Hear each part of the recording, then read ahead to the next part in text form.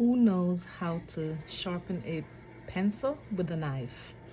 Well, I've already started, and you can keep watching if you'd like to see the ending.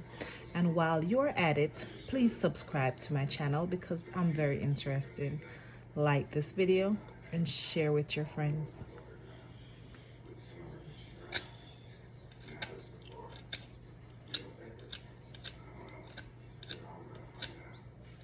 I need a pencil and I don't have a sharpener, so I said I should go and sharpen it. Listen, I don't want to sharpen this too much because I don't want it to break.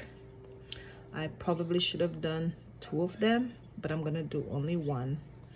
But here's my sharpened pencil with a knife. Yay! That's my sharpened pencil. Like my video if you find this interesting, or if you've ever sharpened the pencil with the knife. Like my video. Bye.